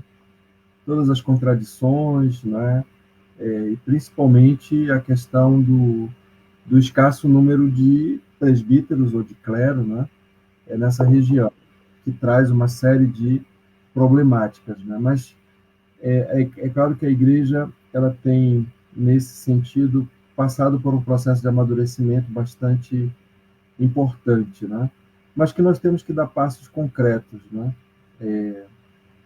Essa questão de uma igreja local que assume uma autonomia criativa, não é? Com corresponsabilidade na participação dos leigos e leigas, e principalmente reconhecendo, né, reconhecer de uma maneira concreta, né, a importância das mulheres dentro como principais agentes pastoral, assumindo os diversos ministérios, né. Um outro grande desafio da igreja na Amazônia, né, a gente começa a perceber, a partir de Santarém, que a nossa evangelização ela está desafiada de uma maneira fundamental, não é? Pela pluralidade de culturas, né? Então nós somos uma região no Brasil com uma quantidade muito grande de expressões, não é? Étnicas, culturais, gênero e assim por diante, né? Então nós temos que assumir esse desafio da pluralidade cultural, da pluralidade de etnias, da pluralidade de manifestações religiosas, da biodiversidade, das riquezas naturais, mas também, né, nós somos desafiados, né, pela violência urbana e atualmente pela violência no contexto rural, né? Ameaça aos povos indígenas, não é? A questão do poder do tráfico que começa a ter impactos na região rural da Amazônia. Basta pensar no que aconteceu recentemente na região de Abacaxis, né, aqui próximo de nós, de Manaus. O tráfico nas suas diversas formas, né, o tráfico de drogas e o tráfico humano, não é, que começa a interferir não somente de uma maneira vedada, né, ou artimaniosa nas estruturas, mas começa a mostrar um rosto bastante visível de controle, né, das instituições, das estruturas sociais. E isso é bastante amedrontador, não é? O tráfico ele vai se inserindo também nas nossas estruturas de igreja, não é? E isso ameaça a nossa autenticidade, a nossa a nossa legitimidade como cristãos e como evangelizadores, né? E a grande ameaça da destruição da natureza, que vai afetar diretamente a vida humana, né? Não somente a nossa vida humana aqui na Amazônia, mas de todo o planeta, né? Então, isso é bastante desafiante para a igreja na Amazônia, no seu projeto de evangelização, e todos esses desafios e propostas já estão presentes, né, nos diversos documentos eclesiais, né, que enfrenta, né, nós não estamos simplesmente constatando realidade, mas nós estamos enfrentando, buscando de muitos modos, né, e talvez a proposta do bispo e da bispa aqui presente é de nós unirmos forças, né, de nós unirmos ações para encarar, né, para enfrentar esses problemas desafiantes, né? Mas a Amazônia também é desafiante porque nós vivemos em grandes distâncias, né? A gente tem uma falta de liderança bastante forte, né? A gente também sofre, né, com uma formação qualificada para os leigos e leigas, principalmente esses que estão lá na ponta, não é, das grandes distâncias, né, das comunidades cristãs espalhadas pela Amazônia, né? Depois, um desafio fundamentalmente para nós na Amazônia, como Igreja Católica, é a falta da celebração eucarística das nossas comunidades, não é? Muitas comunidades, tanto no âmbito urbano como no âmbito rural, não é? Elas passam muito tempo sem a celebração da Eucaristia. Para nós católicos, não é o ponto de partida e o ponto de chegada da missão, não é? Toda a nossa vivência cristã, ela tem seu peso nesse encontro da comunidade para partilhar a palavra e o pão da Eucaristia, né? Que vai fortalecer nosso serviço, nossa partilha e nossa vivência missionária na Amazônia, né? Então, hoje, mais do que nunca, a igreja ela deve se responsabilizar de dar respostas concretas a essa necessidade que nós temos do pão da palavra e do pão eucarístico, né? Como sinal da presença do Cristo e a presença do seu reino entre nós, né? É claro que a formação de ministros da Eucaristia, né, de presbíteros, né, exige uma preocupação com a formação do clero em todas as suas dimensões, né? E é claro que o grande desafio para nós na Igreja Amazônia são os povos indígenas, né? Eles são aqueles para os quais o Papa Francisco, atualmente, ele olha com carinho e ele chama a atenção da Igreja Católica, não é? De ser solidário, não é? De estarmos juntos, de acompanhar suas lutas, suas reivindicações e processos emancipatórios, não é? Então, nós como igreja também, nós devemos assumir uma cidadania e uma ação política legítima e visível, não é? Para fazer frente, não é, às ameaças ao bioma e aos seres humanos que aqui vivem, não é? Para fazer frente também a todo esse processo migratório que atravessa a Amazônia, não é? E também para rever, não é? E ajudar a discernir os caminhos de Deus, né?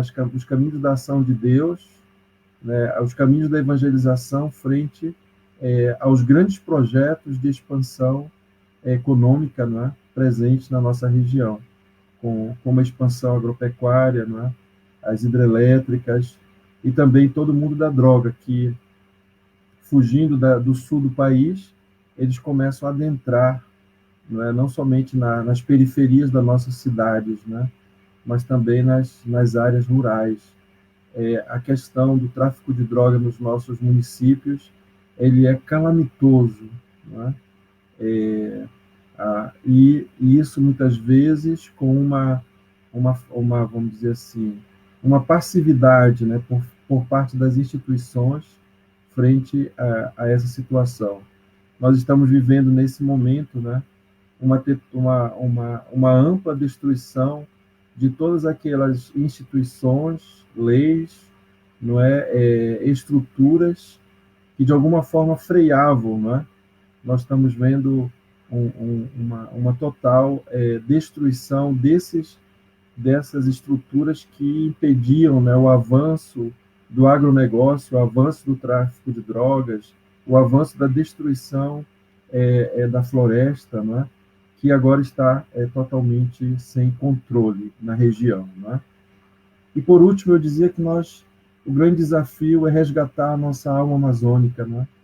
nossa identidade de amazônidas. Nós precisamos não somente amazonizar a igreja, amazonizar a nossa vida, mas amazonizar o mundo. Né? Nós precisamos resgatar essa parte aguerrida dos nossos ancestrais indígenas, né, que, para além de dividirem essas terras, não é, e essas florestas, esses rios com os brancos e com os pretos, não é, eles também moram em nós, não é? Esse anseio por vida, essa relação com a natureza, né, está dentro de nós, no fundo de nós, de nossa estrutura antropológica, né? Então, o resgate das nossas heranças ancestrais, do nosso corpo mitológico, do nosso misticismo, né? E da luta pelos direitos em todos os âmbitos na realidade amazônica, é um grande desafio, né? Nesse resgate da nossa alma e dos nossos direitos amazônicos. Né? Então, é necessário que a gente vá aprendendo com esses povos, né? Não deixar que eles morram, porque eles têm uma lição fundamental de nos ensinar, não é, a viver, não é, de uma maneira sadia, de uma maneira construtiva, de uma maneira integral, não é? Nossa relação, não somente entre nós, nessa diversidade cultural, que eles também sabem viver, mas também de nos relacionarmos profundamente com a natureza. Ok, é isso aí. Muito obrigado. Muito, muito obrigada, Padre Ricardo, por essa profunda reflexão. Foi um mergulho também, né, as questões trazidas pelo Sínodo. E aqui a gente também aproveita para agradecer o testemunho e atuação da Igreja Católica Apostólica Romana. E é muito interessante, né, porque o senhor apontou essa vivência ecológica como sendo de suma importância, já que as consequências de tudo realmente afetam principalmente os mais pobres, né?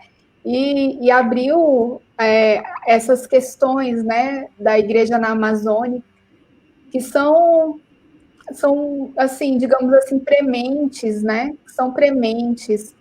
A violência, o tráfico nas diversas formas, que interfere, eu diria que fere, né, esses rostos amazônicos, a expansão agropecuária, são tantas questões, mas o senhor concluiu com esse convite para resgatar a nossa alma, a nossa identidade amazônica, para amazonizar o mundo, para colher esse aprendizado, né, dos povos originários. Então, eu me sinto profundamente enriquecida pelos rostos do cristianismo da Amazônia que foram aqui apresentados, pelo testemunho, pela atuação de cada uma das igrejas, por essa caminhada conjunta, né? E eu tenho certeza que o pessoal de casa também sai enriquecido desse debate.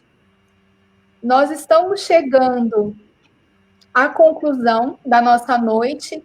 Então, por isso, nós gostaríamos de pedir aos nossos convidados que nos deixassem uma mensagem final para esse caminho, para continuarmos esse caminho ecumênico e queremos sempre mais aprofundar em Cristo, né, nessas terras amazônicas. Então, convidamos a Bispa Marinês Basoto para deixar a mensagem final para todo mundo que está acompanhando a nossa live. Obrigada, Cris, obrigada, Padre Ricardo, obrigada, Bispo Jones. Foi muito, muito bom estar aqui essa noite. Eu saio daqui muito enriquecida com tudo que eu ouvi, com as experiências e também as diferentes perspectivas da igreja na nossa região amazônica. Eu estou chegando, como eu disse, mas estou totalmente aberta, eu já me sinto amazônida, né? Já me sinto parte, tal foi o acolhimento que eu recebi aqui, e eu amo profundamente essa região, amo toda a riqueza cultural, tudo que essa região traz, especialmente as pessoas. O que essa região tem, o que a região da Amazônia tem de melhor, são as pessoas. Então, eu sou muito grata a Deus por ter me trazido para cá e espero poder somar forças com todos vocês na busca de direitos e de melhorias para essa região. Nós estamos em uma região carente de investimentos, de políticas públicas, aliás, não só agora, mas ao longo do tempo. No entanto, a situação se agravou muito após as últimas eleições presidenciais. O único olhar dispensado pelos governos para a Amazônia é o olhar da cobiça, é o olhar do extrativismo, seja das riquezas naturais, biológicas, ou mesmo do povo, né, com o tráfico de pessoas, jamais um olhar de preservação, jamais um olhar de cuidado, jamais um olhar da valorização da vida. Nós já vínhamos sofrendo, desde o início desse novo governo, com a perda de direitos, com a falta de investimentos, e a pandemia piorou tudo isso, escancarou ainda mais as nossas desigualdades, as desigualdades existentes na nossa região.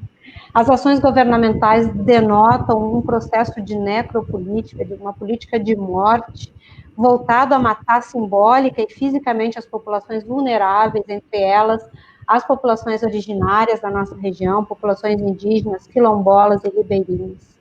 Eu creio firmemente que, como igrejas cristãs encravadas nesse chão amazônico, nós precisamos repudiar essa conjuntura de morte, denunciar todas as atitudes de desrespeito socioambiental e buscar testemunhar por palavras e obras a vivência do amor e a busca da vida plena para todas as pessoas, segundo o mandamento de Cristo.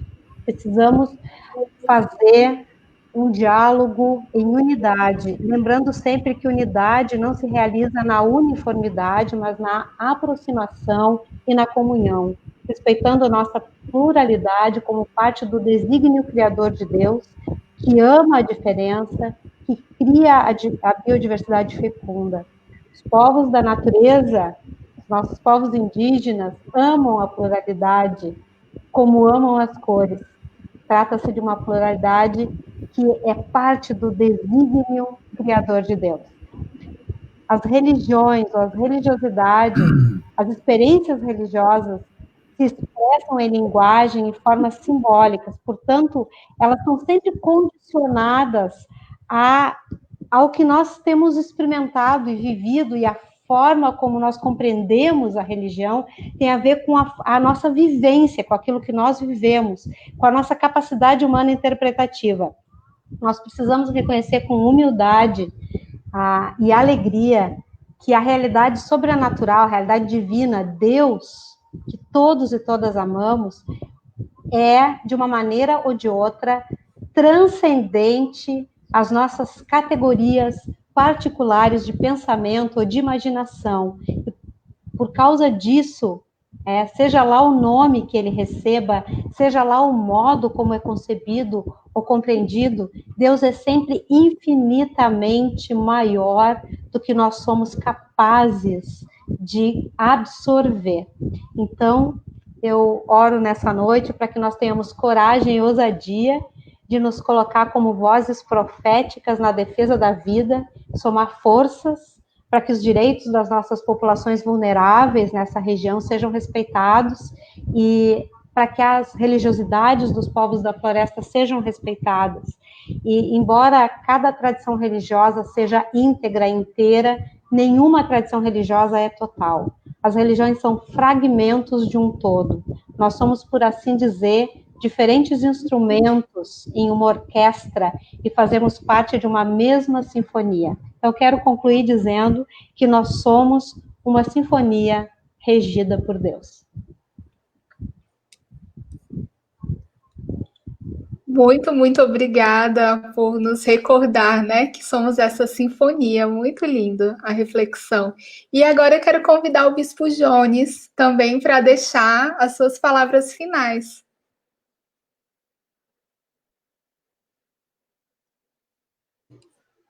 É nessa sinfonia como bem disse a bispa, que nós nos encontramos, né? A Amazônia é essa sinfonia, essa diversidade de sons, de cheiro, de sentimentos, né? De experiências.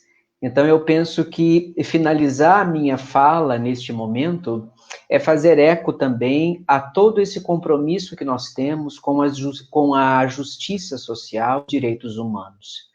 Principalmente diante dessa realidade que nós estamos vivendo, muito mercadológica, muito capitalista da Amazônia. E é isso que nós temos que discutir, é isso que temos que combater enquanto igreja e mais, enquanto seres humanos, né? Precisamos desenvolver essa consciência planetária, como diria Leonardo Boff, né?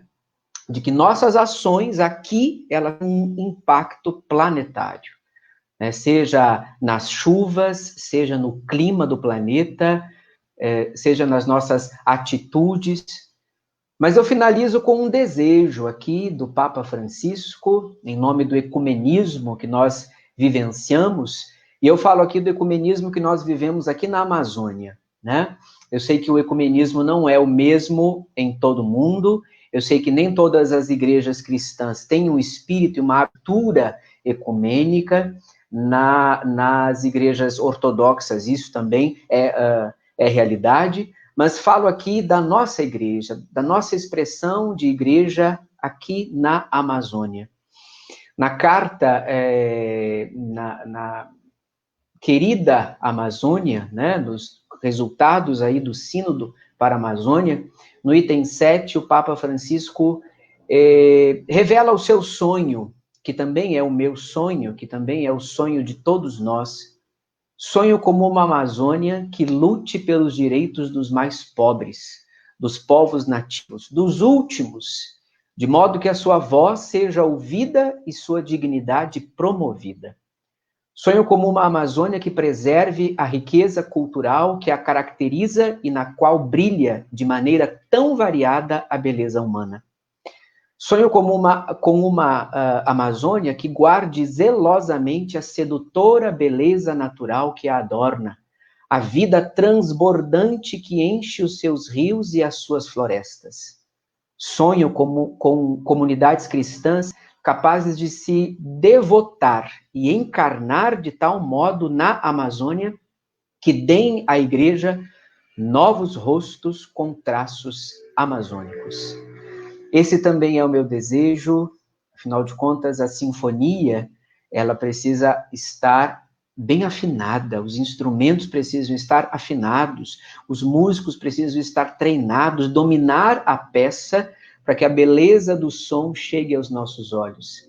E nós só vamos conseguir ser essa sinfonia em meio à Amazônia se nós assumirmos nossa responsabilidade enquanto seres humanos, enquanto cidadãos, enquanto igreja, enquanto cristãos, e nos unirmos na diversidade.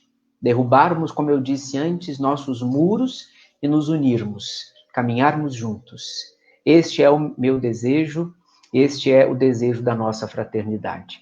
Muito obrigado pelo carinho, pela acolhida, pela parceria que nós temos desenvolvido nesses últimos anos. Muito obrigada também por essas sábias palavras, né? E a sabedoria enche o coração de esperança, de alegria, e nós sonhamos juntos. E agora convidamos o Padre Ricardo também para deixar a sua contribuição final na nossa live. Bom, é só agradecer, né, por a gente estar aqui juntos nessa noite, né, de partilha, uma partilha bastante enriquecedora sobre a Amazônia, sobre a igreja na Amazônia, sobre, né, as várias expressões de fé cristã que partilham, né, suas experiências, suas riquezas, né, e que nos fortalece na fé, não é? E hoje, no dia da Reforma, né, eu acho que lembrar um princípio da Reforma que é fundamental para nós, na nossa vivência cristã e na nossa vivência eclesial, né? Que tudo é graça. Né? Somente a graça nos sustenta, nos fortalece, nos anima, não é? Então, um grande obrigado a todos aqueles que seguem a tradição da Reforma e que nos lembra esse princípio fundamental, não é? De Agostinho, de Paulo, né, primeiramente, da Carta aos Romanos, tão preciosa para Agostinho e para Lutero, não é? Então, que o princípio da graça nos anime, né? Nos fortaleça, nos faça viver em gratuidade cada vez maior na nossa vida, porque essa é a primeira expressão da natureza como reflexo do amor de Deus, né? A natureza, ela é profundamente gratuita, né? Dizia um amigo meu, basta olhar para as mangueiras quando elas frutificam na Amazônia, né? Elas não dão poucas mangas, né? Elas se enchem de mangas, né? Então, essa profunda experiência da gratuidade já está nos princípios da natureza. Um outro elemento também a ser lembrado hoje, na celebração do Dia da Reforma, né? A questão da liberdade, né? O princípio da Carta aos Gálatas, né? Quando Paulo diz, né? É para a liberdade que Cristo nos salvou, né? Para sermos pessoas livres, né? Para vivermos a nossa liberdade como expressão da nossa dignidade, né? Como expressão da vida que Deus doou para nós, né? Então, viver profundamente, viver em plenitude, não é o grande desafio da gente viver com liberdade. A liberdade, ela consoa, não é? Com a vida, com uma vida em abundância e com uma vida digna, né? E fazendo essa memória, amanhã nós celebramos o Dia de Todos os Santos, né? Queria aqui fazer memória a todos os nossos antepassados, né? Todos os nossos ancestrais, né? Aqueles que vieram das gerações cristãs e daqueles que vieram das gerações indígenas, né? Aqueles que vieram das gerações da África, né? Que eles nos sustentem na caminhada, né? Os nossos mártires, aqueles que nós conhecemos e aqueles que nós não conhecemos, né? Que eles nos fortaleçam nessa luta, né? Por dignidade, pela natureza, pelos povos indígenas, pelas mulheres, né? Que eles sempre nos acompanhem com sua sabedoria, com sua força, para que nós não desanimemos, mas que possamos transformar, né? Os nossos sofrimentos, as nossas lutas, em esperanças e vitórias do reino que está acontecendo e que se planificará na história. Obrigado. Muito obrigada também, Padre Ricardo. Sustentados pela graça, né, nessa verdadeira liberdade em Cristo, que nós vamos prosseguir juntos essa caminhada rumo a meta, que é a santidade, essa santidade que Ara Lubick nos convidava a viver comunitariamente, né? Santidade coletiva, cada um seguindo esse raio da vontade de Deus. E agora, meus irmãos, nós estamos chegando no momento final e queremos convidar vocês para fazer uma oração, porque nós somos unidos e inspirados pela fé e pela esperança no Deus que criou a vida, a mãe natureza, o Deus que nos chama a construir um mundo em que todas as pessoas vivam com dignidade, né, dos filhos e filhas de Deus, em perfeita harmonia com a Mãe Terra, com toda a criação. É o que proclamava também o Sínodo da Amazônia, né? E nesse espírito, nós queremos convidar vocês aí de casa, e todos nós que estamos aqui conectados, a nos colocarmos mais uma vez diante do Senhor, para quem nós podemos apresentar os nossos medos, as nossas inquietações, as necessidades espirituais e materiais, né, do nosso povo, e podemos doar também as alegrias que nós vivemos hoje, podemos agradecer por estarmos reunidos, por podermos caminhar juntos e descobrir em cada dificuldade, em cada dor, esse grande amor de Deus por nós. Então, vamos apresentar juntos ao Senhor as dores, os desafios e as esperanças da Amazônia. E queremos convidar todo mundo para fazermos juntos a oração, que é também um sinal, né, um símbolo da unidade cristã, que é o Pai Nosso Ecumênico. Então, oremos. Pai nosso que estás nos céus, santificado seja o teu nome. Venha o teu reino.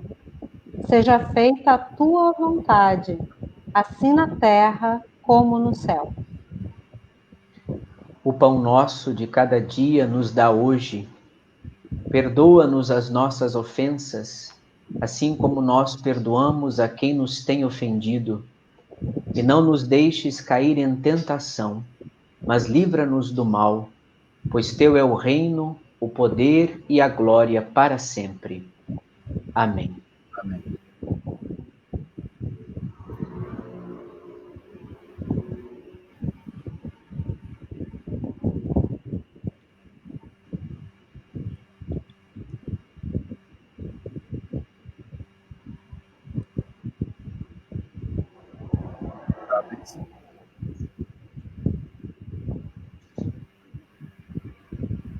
Então, pedindo aos nossos ancestrais, aos nossos santos e santas, aos nossos guias, aos nossos espíritos de luz, à divina Guá, não é?